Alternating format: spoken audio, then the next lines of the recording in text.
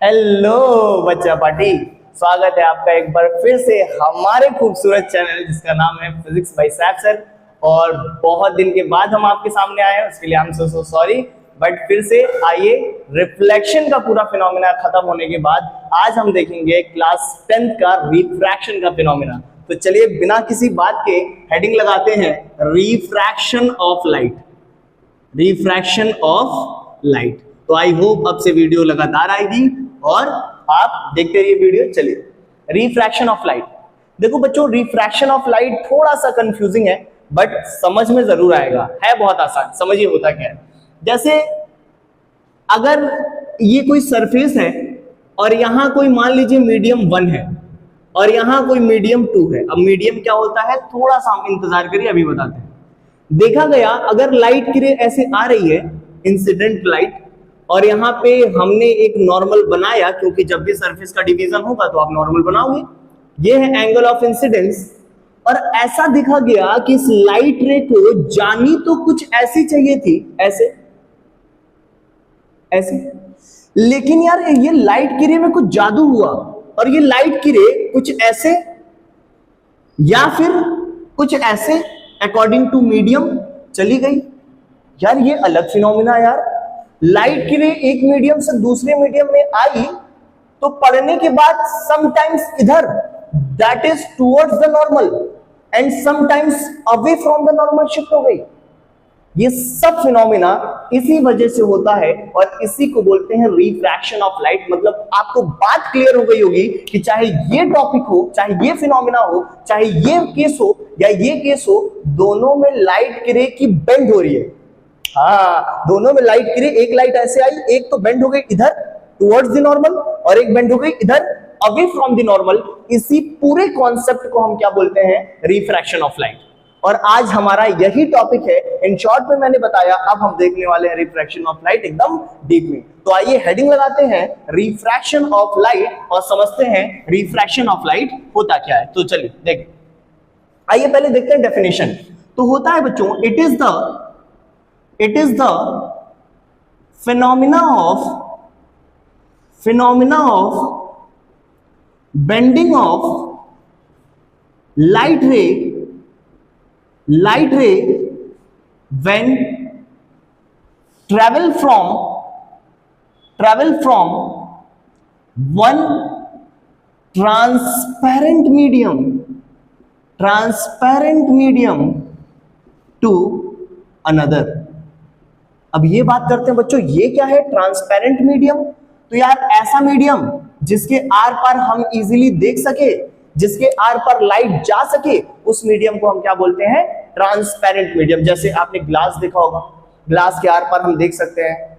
जैसे आपने कोई कांच देखा होगा, जैसे आपने वाटर है वो भी ट्रांसपेरेंट मीडियम है। समझ में आ रही बात। तो ये सब ट्रांसपेरेंट मीडियम होता है जिसके आर पार हम इजीली देख सकते हैं। अच्छा बच्चों, अब इसी को बोलते हैं कि it is the phenomena of bending. कौन सा, bending of light ray when travel from one medium to another. एक मीडियम से जब दूसरी मीडियम की तरफ लाइट रे जाती है तो थोड़ा सा बेंड हो जाता है, और इसी फिनोमिना को हम क्या बोलते हैं, रिफ्रैक्शन ऑफ लाइट। इसका क्या एग्जांपल होगा, कैसे दिखेगा, आइए दिखाते हैं। मान लीजिए यहां पे है बच्चों एक मीडियम 1, क्या है, मीडियम 1, और यहां पे है कोई मीडियम नंबर 2। और अगर बच्चों लाइट की रे ऐसे आएगी तो आप तुरंत यहां क्या बनाओगे, नॉर्मल। ये हो जाएगा एंगल ऑफ इंसिडेंस और लाइट की रे कुछ ऐसी चली जाएगी। या फिर अगर यहीं पे कोई मीडियम है, मीडियम 1, और यहां कोई है मीडियम 2, लाइट की रे कुछ आएगी, यहां बनाओगे आप नॉर्मल, यहां बनाओगे आप नॉर्मल, यह होगा एंगल ऑफ इंसिडेंस, तो लाइट की रे कब ऐसे चली जाएगी। वो हम आगे केस डिस्कस करेंगे, कब ऐसे जा रही है, कब ऐसे जा रही है। देखो अगर मीडियम चेंज नहीं होता तो लाइट की रे ऐसे सीधे सीधे चली जाती, बोलो। यानी इस केस में ये देखो एंगल ऑफ इंसिडेंस ये है, तो ये हुआ एंगल ऑफ रिफ्रैक्शन। और यहां अगर मीडियम चेंज नहीं होता तो लाइट की रे ऐसे सीधे सीधे चली जाती। इस केस में देखो एंगल ऑफ रिफ्रैक्शन थोड़ा सा बड़ा हो गया। तो ये दो केसेस हमको इंपॉर्टेंट पढ़ना है, एक केस ये और एक केस ये। इसको हम बोलते हैं बच्चों नॉर्मल। क्या बोलते हैं? नॉर्मल। इसको बोलते हैं नॉर्मल। और आपको साफ साफ दिख रहा है कि एक केस में light towards the normal shift हो गई और एक केस में लाइट नॉर्मल से दूर भाग गई। तो कब नॉर्मल के पास आएगी, कब नॉर्मल से दूर जाएगी, यही सारे फिनोमेना बोले। तो एग्जांपल में समझ में आया? जैसे आपने पेंसिल देखा होगा, जब ग्लास में पेंसिल डालते हैं तो वो पेंसिल ऐसे तो पहले डालते हो, लेकिन पेंसिल में डालने के बाद थोड़ी सी ऐसी हो जाती है या थोड़ी सी ऐसी हो जाती है, थोड़ी सी बेंड हो जाती है। यही फिनोमेना किस पे बेस्ड है बच्चों? रिफ्रैक्शन ऑफ लाइट पे। किस पे बेस्ड है? रिफ्रैक्शन ऑफ लाइट पे। तो ये बेसिकली फिनोमेना होता है रिफ्रैक्शन ऑफ लाइट का। आई होप आपको यहां तक सारी बातें समझ में आई होंगी। इसको एंगल ऑफ रिफ्रैक्शन बोलते हैं और इसको देखो यहां एंगल ऑफ रिफ्रैक्शन थोड़ा सा ज्यादा हो गया, इसको भी हम बोलेंगे angle r and this is angle of refraction. तो आइए साफ साफ देखते हैं एंगल आई का नाम क्या है। एंगल आई का नाम है एंगल ऑफ इंसिडेंस, इंसिडेंस। और एंगल आर का नाम क्या है बच्चों? Angle of refraction. क्या नाम है? Angle of refraction. तो आई होप आपको यहां तक सारी बात समझ में आई होंगी। मतलब आप देख रहे हो कि एक बार मीडियम इधर से इधर आने में टुवर्ड्स द नॉर्मल बेंड हो रही है, एक बार अवे फ्रॉम द नॉर्मल। तो अब हम देखेंगे कब टुवर्ड्स द नॉर्मल आएगी, कब अवे फ्रॉम द नॉर्मल आएगी। ये पूरा फिनोमेना किस पे बेस्ड है? रिफ्रैक्शन, रिफ्रैक्शन ऑफ लाइट पे। तो चलिए अब देखते हैं अगला टॉपिक, दैट इज क्या बच्चों? Laws of refraction. तो आइए लॉज ऑफ रिफ्रैक्शन को, तो अब हम देखेंगे लॉज ऑफ रिफ्रैक्शन। क्या देखेंगे बच्चों? Laws of refraction. तो जैसे बच्चों रिफ्लेक्शन के लॉज थे, वैसे ही रिफ्रैक्शन के लॉज हैं। और अच्छी बात ये है कि रिफ्लेक्शन में भी 2 लॉज थे और रिफ्रैक्शन में भी सिर्फ 2 लॉज हैं। कितने लॉज हैं बच्चों? कितने लॉज हैं? बोलो बोलो। There are two laws of refraction. मुबारक हो, रिफ्रैक्शन की सिर्फ 2 ही लॉ है। आइए समझते हैं पहला लॉ, फर्स्ट लॉ बच्चों, रिफ्लेक्शन का एक लॉ और रिफ्रैक्शन का एक लॉ दोनों कॉमन है। कौन सा है? That is incident ray comma refracted रे। वहां आप क्या बोलते थे? Reflected ray. यहां बोलोगे refracted ray. And normal lie on the same plane. वहां पे आप बस यहां पे क्या कर देते थे? रिफ्लेक्टेड कर देते थे। जैसे मान लीजिए ये है, एक यहां मीडियम 1 हो गया, एक यहां मीडियम 2 हो गया। बताते हैं बच्चों, अभी मीडियम बताते हैं। एक मीडियम 1, एक मीडियम 2। लाइट की रे से मान लो आई, ये है इंसिडेंट रे। यहां पे आपने बनाया नॉर्मल, ये है एंगल ऑफ इंसिडेंस और ये हो गया angle of refraction.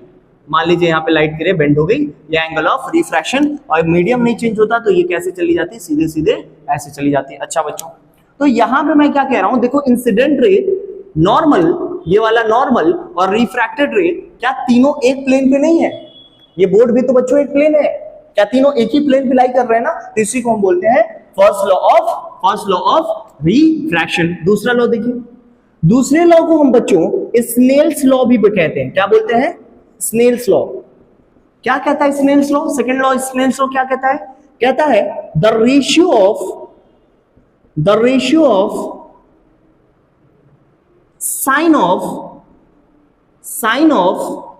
Angle of incident to the ratio of sine of angle of refraction is equal to a constant। मतलब बच्चों sine of angle of i upon sine of angle of r will always be equal to a constant. मतलब इन दोनों का sign angle आई और angle are जब लोगे तो दोनों क्या मिलेगा बच्चों? कांस्टेंट मिलेगा। मतलब मान लो यहां पे जितना भी हम एंगल चेंज करें तो यार एंगल आई चेंज करेंगे तो एंगल आर भी तो चेंज होगा। तो उस टाइम पे कह रहा है कि जितनी बार आप यहां से चेंज करिए एंगल, तो एंगल आर चेंज होगा। तो बार बार जब साइन आई और साइन आर को कैलकुलेट करेंगे ना रेशियो लेके, वो हमेशा सेम वैल्यू देगा, और इसी को सेकंड को हम बोलते हैं स्नेल्स लॉ। बहुत आसान है बच्चों, बहुत आसान है, लेकिन कब तक मतलब कंडीशन के बारे में बात कर ले तो कंडीशन ये है बच्चों, पहला condition medium should be same. पहली कंडीशन मीडियम सेम होना चाहिए, मतलब अगर ऊपर रेयरर मीडियम है नीचे डेंसर मीडियम है तो बार बार ऊपर रेयरर डेंसर हो। जैसे मान लीजिए ऊपर अगर एयर है नीचे वाटर है, तो जब आप एंगल चेंज करिए तो हमेशा एयर से वाटर में ही जाइए, मीडियम में चेंज करिए, नहीं तो साइन आई और साइन आर का जो रेशियो आएगा वो कोई और कांस्टेंट देगा, और उसको स्नेल्स लॉ नहीं कहेंगे। स्नेल्स लॉ तब तक वैलिड है condition medium should be same, मतलब बार बार जो एंगल आप घटा बढ़ा रहे हो ना वो सेम मीडियम में करना, मीडियम चेंज नहीं होना चाहिए। मीडियम चेंज हुआ तो कांड हो जाएगा। आइए सेकंड पॉइंट बच्चों, second point wavelength should also be same। Wavelength का मतलब क्या है बच्चों, आप अगर ग्रीन कलर की लाइट मार रहे हो इस वाले केस में, तो बार बार ग्रीन कलर की लाइट ही मारना, आप एंगल तो चेंज करना but bar bar green colour की लाइट ही मारना, तभी जाके साइन आई और साइन आर का रेशियो कांस्टेंट आपको सेम टाइम पे मिलेगा। ये नहीं कि एक बार यहाँ पे 30 डिग्री लिया ग्रीन कलर की लाइट मार रहे हैं, एक बार आगे जाके रेड कलर की लाइट लेके 30 डिग्री मार रहे हैं 60 डिग्री मार रहे हैं, और कहो सर ये तो सेम नहीं आ रहा है। तो ऐसा नहीं करना है, हमको क्या करना है, हमेशा क्या सेम रखना है, मीडियम शुड बी सेम। इसको फॉलो कराने के लिए, सॉरी, स्नेल्स लॉ को फॉलो कराने के लिए क्या करना चाहिए, medium should be same, medium same रखो। और दूसरी बात, वेवलेंथ शुड बी सेम। देखो आपके 10 तक के लेक्चर में ये सब चीजें नहीं है, बट स्टिल आपकी अच्छी नॉलेज के लिए, ताकि आगे आप कोई कंपटीशन एग्जाम दो या कुछ भी, तो ये सारी चीजें बहुत इंपॉर्टेंट होती है, क्योंकि कंपटीशन में बच्चों वाली चीजें नहीं पूछता, ठीक है ना, कि साइन आई साइन आर का रेशियो क्या देता है, ये सब चीजें समझ में आया। अच्छा बच्चों, ये जो कांस्टेंट मिल रहा है ना, आगे चल के यही पढ़ोगे, आगे चल के आप पढ़ोगे कि sine i upon sine r is equal to constant, और यही कांस्टेंट बच्चों आगे पढ़ो जाके, यही कांस्टेंट रिफ्रैक्टिव इंडेक्स होता है। क्या होता है बच्चों, रिफ्रैक्टिव इंडेक्स। मतलब ये रिफ्रैक्टिव इंडेक्स एक आपका 10th का बहुत इंपॉर्टेंट टॉपिक है, जिसको हम आगे कवर करेंगे, बट अभी तक जान के रखो कि साइन आई साइन आर का रेशियो एक कांस्टेंट होता है, और वही क्या होता है बच्चों, रिफ्रैक्टिव इंडेक्स। क्या आपको बात यहां तक एकदम क्लियर हुई, समझ में आया? तो इसको हम बोलते हैं लॉज ऑफ रिफ्रैक्शन। अब अगला टॉपिक हमें देखना है कि रूल्स ऑफ रिफ्रैक्शन क्या होते हैं। मतलब जैसे कि लेक्चर की आपको स्टार्टिंग में मैंने बोला था कि एक बार लाइट की रे आ रही है तो कभी ऐसे बेंड हो रही है टुवर्ड्स द नॉर्मल, एक बार लाइट की रे आ रही है तो कभी ये ऐसे ना हो कि ऐसे चली जा रही है। यार ये सब कब होता है, किस केस में होगा, इसी चीज को हमें समझना है इस वाले टॉपिक में, जिसका नाम है रूल्स ऑफ रिफ्रैक्शन। रिफ्रैक्शन के रूल्स, या कैसे कैसे रिफ्रैक्शन होंगे समझो। वो समझने से पहले आपको दो छोटे छोटे पॉइंट समझने होंगे। पहला होगा बच्चों रेयरर मीडियम, और दूसरी चीज आपको समझनी है बच्चों डेंसर मीडियम। देखो यार, एक्चुअल बताए तो कोई ऐसा मीडियम नहीं होता है जिसको आप बोल सकते हो कि ये रेयरर है और ये मीडियम डेंसर है, मतलब नहीं बोल सकते। अगर कोई कहता है कि रेयरर मीडियम डेंसर मीडियम आप बोल सकते हो ये है, तो गलत है। क्यों गलत है? क्योंकि बच्चों ये रेयरर डेंसर एक रिलेटिव टर्म है। कौन सा टर्म है बच्चों? Relative term. पहले समझो रेयरर डेंसर होता क्या है कि यार मान लो कि कोई मीडियम ज्यादा हल्का है, रेयरर का मतलब ऐसे समझो हल्का, और इसको समझो ऐसे भारी। मतलब इसमें छोटे से स्पेस में जो मॉलिक्यूल्स होंगे वो कम होंगे, और इसमें उसी छोटे से उतने ही स्पेस में ज्यादा नंबर ऑफ मॉलिक्यूल्स होंगे, तो हम कह देंगे वो भारी मीडियम है, वो डेंसर मीडियम है। जैसे मान लो मैंने बोला कि यहाँ पे इतना बड़ा डब्बा है और इतने डब्बे में 10 मॉलिक्यूल है, और यहीं पे इतना ही बड़ा डब्बा है, उतने डब्बे में 20 मॉलिक्यूल्स हैं, तो जाहिर सी बात है 20 मॉलिक्यूल ज्यादा क्लोज होंगे। ये सब तो फैल के भी रह सकते हैं, लेकिन ये थोड़ा सा क्लोज उनको रहना पड़ेगा, क्योंकि उतने ही जगह में 20 लोगों को एडजस्ट करना है। तो रेयरर मीडियम और डेंसर मीडियम कुछ अलग से डिफाइन नहीं होता है बच्चों, ये एक रिलेटिव टर्म है। कौन सा टर्म है?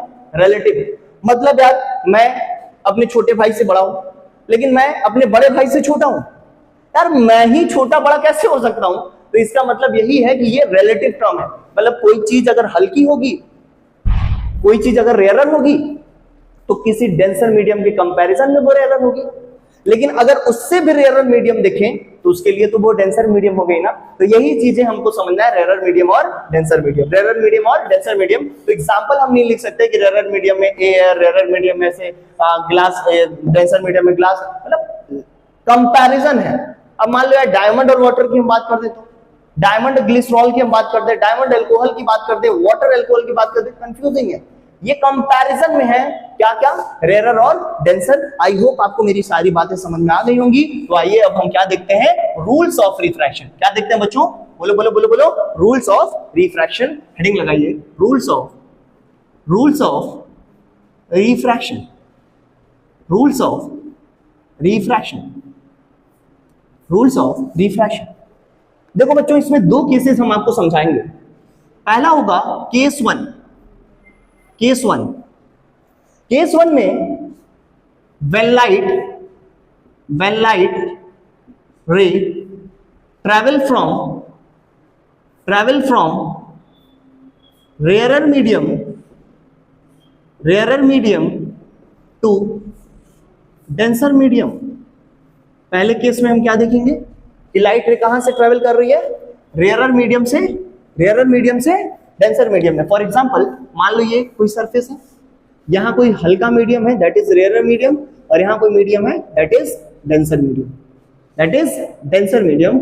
इसको हम बोलते हैं, लेट से ये हो गया हमारा एयर, और ये लेट से ये हमारा हो गया वाटर। अब जाहिर सी बात है एयर और वाटर में डिफरेंस है, उसकी डेंसिटी में डिफरेंस है। चलो मान लो लाइट की ऐसे गई, सरफेस पे टकराई, यहीं पे आपने बनाया नॉर्मल, ये हो जाएगा बच्चों एंगल ऑफ इंसिडेंस। और लाइट की रे अगर मीडियम चेंज नहीं होता तो ये सीधे ऐसे चली जाती, सीधे चली जाती।